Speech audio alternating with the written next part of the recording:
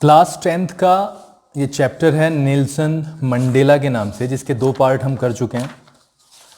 और जिसने वो 2 पार्ट्स नहीं देखे हैं, इस वीडियो को देखने से पहले वो दोनों पार्ट्स वो ज़रूर देख लें, क्योंकि तभी ये समझ आ पाएगा। मैं आपको बता देता हूँ कहाँ से मैं स्टार्ट कर रहा हूँ। कल हमने पढ़ा था कि नेल्सन मंडेला ने एक चीज़ यहाँ पर बताई थी कि उनका विश्वास किस चीज़ में था। उनका विश्वास था कि उनके लोग जो हैं वो डायमंड्स जो होते हैं उनसे भी ज़्यादा फाइन हैं, उनसे भी ज़्यादा ट्रू हैं। यहाँ तक हमने पढ़ा था। एंड मैं आपको हिंट देता हूँ, it is from these comrades in the struggle. यहाँ तक हम पढ़ेंगे। चलो स्टार्ट करते हैं। It is from these comrades in the struggle that I learned the meaning of courage. Comrades सहयोगी, ये सिर्फ और सिर्फ जो संघर्ष हमने किया, जो मैं करेज का मीनिंग सीखा यानी हिम्मत का मीनिंग सीखा, वो सिर्फ और सिर्फ मेरे सहयोगियों के कारण था। Time and again I have seen men and women risk and give their lives for an idea. कई बार मैंने अपनी लाइफ में बहुत सारे लोगों को, बहुत सारे विमेन को अपनी लाइफ को खतरे में डालते हुए देखा है, सिर्फ एक विचार के लिए। I have seen men stand up to attacks and torture without breaking, showing a strength and resilience that defies the imagination. I've seen men stand up to attacks. मैंने बहुत सारे लोगों को देखा है जो अटैक होने के बावजूद भी खड़े रहे। उनके सामने अटैक हुए, उनके ऊपर अटैक हुए, लेकिन वे खड़े हुए। उनके ऊपर टॉर्चर, अत्याचार किया गया, लेकिन वो खड़े रहे। विदाउट ब्रेकिंग, बिना टूटे। शोइंग अ स्ट्रेंथ, अपनी ताकत को दिखाते हुए। And resilience that defies the imagination, और जो रेजिलियंस था उनके अंदर, जो लचीलापन था, दैट डिफाइज द इमेजिनेशन, और ये इस कल्पना को डिफाई करता है, यानी सामना करने की, ललकारने की शक्ति देता है। I learn that courage was not the absence of fear. I learn, मैंने सीखा, मुझे इतना विश्वास था, मैंने सीखा that courage was not the absence of fear, कि किसी भी इंसान में अगर करेज है तो वो इस बात का मतलब नहीं है उसका कि उसके अंदर भय नहीं है, बल्कि but the Triumph over it, बल्कि करेजियस मैन वो होता है जो इस डर के ऊपर विजय प्राप्त कर लेता है। The brave man is not he who does not feel afraid, but he who conquers that fear. एक बहादुर आदमी वो नहीं होता जो डरता नहीं है, बल्कि एक बहादुर आदमी वो होता है जो अपने डर पर विजय प्राप्त कर लेता है। No one is born hating another person. कोई भी जन्मजात इस तरीके का इंसान पैदा नहीं होता कि वो किसी से नफरत करे, because of the colour of his skin, और वो भी स्पेशली कब? सिर्फ स्किन के कलर को देखकर, और इस बैकग्राउंड या इसकी पृष्ठभूमि को देखकर, और इस रिलीजियन या उसके धर्म को देखकर। People must learn to hate. लोगों को घृणा करना सिखाया जाता है। And if they can learn to hate, और यदि, मेरे विचार से, यदि वो घृणा करना सीख सकते हैं, they can be taught to love, तो उन्हें प्यार करना भी सिखाया जा सकता है। For love comes more naturally to the human heart than its opposite. क्योंकि प्यार जो है वो ह्यूमन हार्ट में ज्यादा नेचुरली आ जाता है अगर हम कंपैरिजन करें घृणा से। Even in the grimmest times in prison, when my comrades and I were pushed to our limits, I would see a glimmer of humanity in one of the guards, perhaps just for a second. जब मैंने सबसे ज्यादा कड़ा time मैंने prison में निकाला, उस दौरान when my comrades and I were pushed to our limits, जब मेरे सहयोगी और मुझे सीधे एक प्रिजन में बंद कर दिया गया कमरे में, I would see a glimmer of humanity.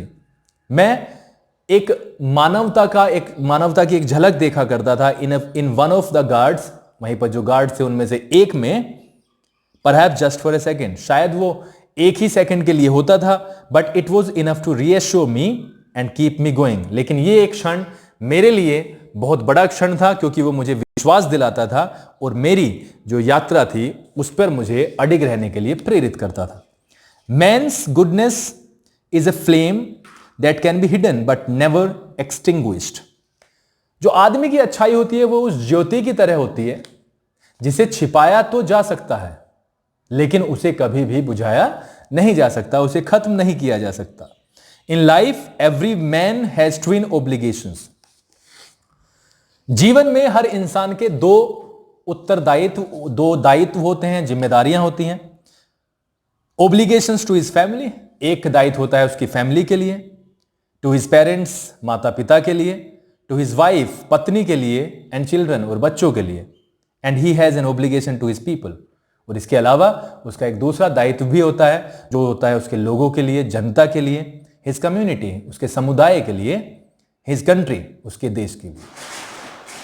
In a civil and human society, घरेलू और मानव जो सोसाइटी है हमारी, each man is able to fulfil those obligations according to his own inclinations and abilities.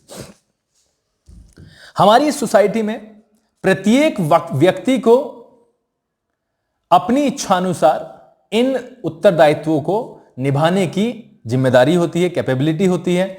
But in a country like South Africa, लेकिन South Africa जैसी country में it was almost impossible for a man of my birth and colour to fulfil both of those obligations. लेकिन हमारे जैसी country में ये लगभग असंभव था एक इंसान के लिए जो मेरी तरह पैदा हुआ, जिसका कलर ब्लैक था, इस तरीके के ओब्लिगेशंस को निभाना, पूरा करना। In South Africa a man of colour who attempted to live as a human being was punished and isolated. South Africa में हमारे जैसे लोगों को जो एक इंसान के तरीके से जीवन जीने का प्रयास करते थे, पनिश किया जाता था और उन्हें अलग जेल में डाल दिया जाता था। In South Africa a man who tried to fulfill his duty to his people was inevitably ripped from his family। South Africa में एक आदमी जो अपनी ड्यूटी को निभाने की कोशिश करता था अपने व्यक्तियों के लिए, अपने समुदाय के लिए, उसे उसकी फैमिली से बिल्कुल अलग कर दिया जाता था। And his home and was forced to live a life apart, और उसके फैमिली और घर से अलग कर दिया जाता था। एंड वाज फोर्स्ड, और उसको मजबूर किया जाता था to live a life apart, अलग जीवन जीने के लिए, एक ऐसा जीवन, a twilight existence of secrecy and rebellion, एक ऐसा जीवन जहां पर सिर्फ उसे धुंधलापन दिखता था, वो भी किसका? सीक्रेसी का, यानी गुप्त चीजों का, एंड रेबेलियन, जैसे वो राजद्रोही हो। I did not in the beginning choose to place my people above my family. शुरुआत में मैंने नहीं चुना कि मैं अपने परिवार के ऊपर अपने समुदाय को रख लूं, but in attempting to serve my people, लेकिन मेरे समुदाय के लिए जो मेरी ओब्लिगेशंस थे, जो मेरे दायित्व थे, उनको सर्व करने के कारण I found that I was prevented from fulfilling my obligations. I was prevented from fulfilling my obligations as a son, a brother, a father and a husband. तो आई वाज प्रिवेंटेड, मैं रोका गया था अपने ओब्लिगेशंस को। एक तरीके से मुझे रुकावट महसूस हो रही थी कि मैं अपने दायित्वों का पालन नहीं कर पा रहा हूं, एक बेटे के रूप में, एक भाई के रूप में, एक फादर के रूप में और एक हस्बैंड के रूप में। I was not born with a hunger to be free. मैं इस इच्छा के साथ पैदा नहीं हुआ था, मैं जन्मजात फ्री नहीं होना चाहता था। आई वॉज बोर्न फ्री, मैं आजाद ही पैदा हुआ था, फ्री इन एवरी वे, एक व्यक्ति आजाद जो हर तरीके से आजाद था, that I could know, free to run in the fields near my mother's hut. एक ऐसा इंसान में पैदा हुआ था जो अपने घर के पास जो खेत होते हैं वहां पर भाग सकता था। Free to swim in the clear stream that ran through the my village, आजाद था स्विमिंग करने के लिए उस धारा में जो मेरे विलेज में बहती थी। Free to roast mealies under the stars and ride the broad backs of slow moving bulls. मैं फ्री था अपनी मकई को आसमान के नीचे भूनने के लिए, and ride the broad backs of slow moving bulls, और मैं फ्री था उन बैलों की सवारी करने के लिए जो वहां पर घूमते थे। As long as I obeyed my father and abided by the customs of my tribe, I was not troubled by the laws of man or God. I obeyed father. As long as, जहां तक I obeyed my father and abided by the customs of my tribe, जहां तक मैं अपने पिता की बात मानता था, आदर्शों को मानता था, and abided by the customs of my tribe, और जो मेरी ट्राइब के, जो मेरे वर्ग के कस्टम्स थे, रीति रिवाज थे, वहां पर उनको मानता था, I was not troubled by the laws of man or God. तब तक मुझे कोई भी परेशानी नहीं होती थी कि इंसान या भगवान के द्वारा बनाए गए नियम क्या है. It was only when I began to learn that my boyhood freedom was an illusion. ये परेशानी मुझे तभी हुई जब मैंने सोचना शुरू किया, जब मुझे पता चलना शुरू हो गया कि मेरा जो बचपन था, जो मैं फ्रीडम सोचता था, वो सिर्फ मेरा भ्रम था. When I discovered as young man that my freedom had already been taken from me, that I began to hunger for it. मैंने पाया जब मैं बड़ा हुआ कि मेरी आजादी तो पहले ही छीन ली गई थी, जिस आजादी के लिए मैं भूखा था. At first, as a student, I wanted freedom only for myself. सबसे पहले एक स्टूडेंट के रूप में मैं सिर्फ अपने लिए फ्रीडम चाहता था. The transitory freedoms of being able to stay out at night, read what I pleased and go where I chose. तो कैसी फ्रीडम चाहता था? एक ऐसी फ्रीडम जो मैं जहां पर भी जा सकता था, कहीं पर भी रात को पढ़ सकता था, जो मैं चाहूं वो कर सकता था. Later, as a young man in Johannesburg, I yearned for the basic and honorable freedoms of achieving my potential, of earning my keep, of marrying and having a family, the freedom not to be obstructed in a lawful life. जैसे जैसे मैं आगे बढ़ा, वैसे वैसे मैं अपनी basic freedoms को तरसता रहा. एक सम्मानजनक फ्रीडम को तरसता रहा, एक ऐसी फ्रीडम जहां पर मैं अपने पोटेंशियल को आगे रख सकता था, अपनी जीविका को चलाने की फ्रीडम, शादी करने की फ्रीडम, फैमिली को आगे बढ़ाने की फ्रीडम, सबसे मैं तरसता रहा. But then I slowly saw that not only was I not free, but my brothers and sisters were not free. धीरे धीरे मुझे अब यह भी पता चला कि सिर्फ मैं ही एक ऐसा बंदा नहीं था, एक ऐसा व्यक्ति नहीं था जो आजाद नहीं था, बल्कि मेरे जो आसपास का जो समुदाय था, जो मेरा समुदाय था, उसके लोग भी आजाद नहीं थे. I saw that it was not just my freedom that was curtailed. मैंने देखा कि सिर्फ ये मेरी ही फ्रीडम नहीं थी जो काट दी गई थी, बल्कि the freedom of everyone who looked like I did, बल्कि उन सभी लोगों की फ्रीडम को हटा दिया गया था, उन लोगों की फ्रीडम को छीन लिया गया था जो भी मेरे जैसे दिखते थे. That's when I join the African national Congress, और तभी मैंने अफ्रीकन नेशनल कांग्रेस को ज्वाइन किया. And that is when the hunger for my own freedom became the greater hunger for the freedom of my people. और तभी मेरी जो भूख थी, जो अपने लिए मेरी फ्रीडम थी, वो भूख बड़ी होकर के ग्रेटर हंगर बनी, यानी बड़ी इच्छा बनी for the freedom of my people, अपने लोगों को आजाद कराने के लिए. It was the desire for the freedom of my people to live the life with dignity. मेरी इच्छा थी फ्रीडम के लिए कि मेरे जो लोग हैं, मेरे जो काले लोग हैं, वो डिग्निटी यानी इज्जत के साथ जिए, एंड सेल्फ रेस्पेक्ट और आत्मसम्मान के साथ. That animated my life. और इस चीज ने मेरे लाइफ को साहस दिया. That transformed a frightened young man into a bold one. और इस हंगर ने एक डरे हुए आदमी को बहादुर आदमी बना दिया. That drove a law abiding attorney to become a criminal. एक ऐसे व्यक्ति को जो नियमों को मानता था, एक क्रिमिनल बना दिया गया. That turned a family loving husband into a man without a home. एक ऐसा व्यक्ति जो सिर्फ अपनी फैमिली को प्यार करता था, उसको कैसे रूप में कन्वर्ट कर दिया गया, एक ऐसे आदमी के रूप में जिसके पास घर नहीं था. That forced a life loving man to live like a monk.